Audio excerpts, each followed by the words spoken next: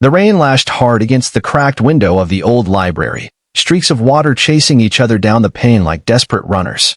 Aria Wilson sat hunched at the corner table, her worn hoodie pulled tight around her face.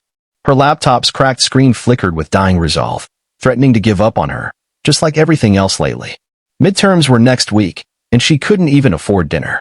Still, she kept typing, her fingers raw, trembling from caffeine and anxiety.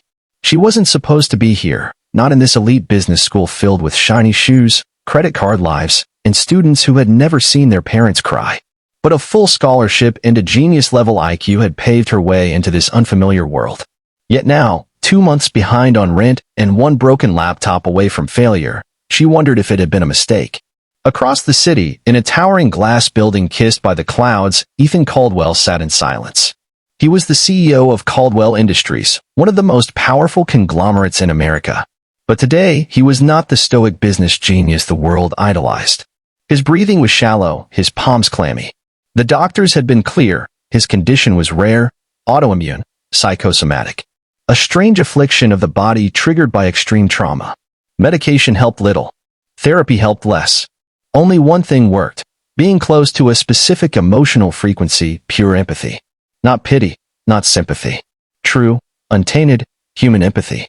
They had tried everything. Hired emotional therapists. Trained actors. Even monks. Nothing worked. Until his assistant brought him a student file, accidentally, in a batch of scholarship reports. Her name caught his eye. Aria Wilson. The psychiatrist on retainer reviewed her file and said something startling. She may be your match. Ethan didn't believe in destiny, but desperation changed people. So he sent a discreet offer. 1 month. Generous compensation. No obligations. Just spend time with him. Be yourself. Aria had ignored the first email, then the second. But when the eviction notice came and the cafeteria denied her meal card, she swallowed her pride and called the number. She showed up at the estate the next morning. Rain in her hair, mud on her sneakers. His world was chrome and marble. She was all denim and scraped elbows. He was a man who hadn't laughed in years. She, despite it all, smiled with her eyes. A soft, unguarded kindness radiated from her. The arrangement was bizarre at first. She read to him, sat in silence with him, asked him about his favorite color, cooked instant noodles in the state-of-the-art kitchen because rich food made her nervous. He chuckled the first time in months when she slipped on the marble floor holding a bowl of cereal and declared, "Death by milk. That's how I go out."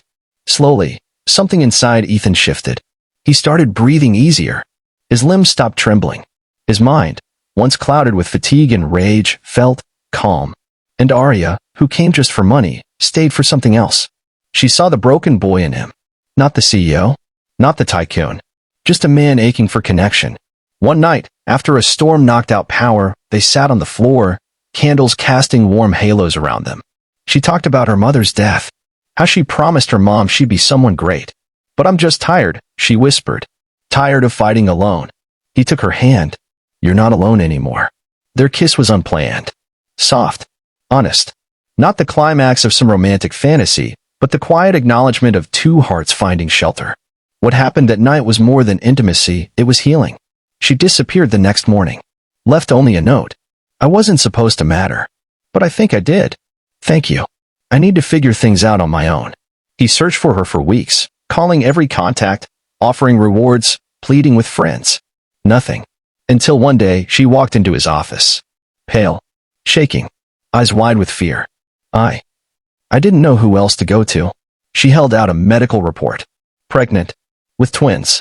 His mind went blank. Then roared. Not with fear, but purpose. "You're not doing this alone," he said, pulling her into his arms. "You never have to be alone again." The media exploded. The board protested. His fiancée, yes, the one arranged by family, threatened scandal. But Ethan didn't flinch. The next day, in a private chapel, he married her. No press. No guests. Just him, her, and the life growing inside her. They moved to the countryside, far from paparazzi. Aria returned to her studies online. Ethan split his time between boardrooms and baby books. They planted trees, baked cookies, named their unborn twins Hope and Henry. Labor came early, complicated, dangerous. Ethan held her hand as she screamed through the pain. When Henry didn't cry, he panicked.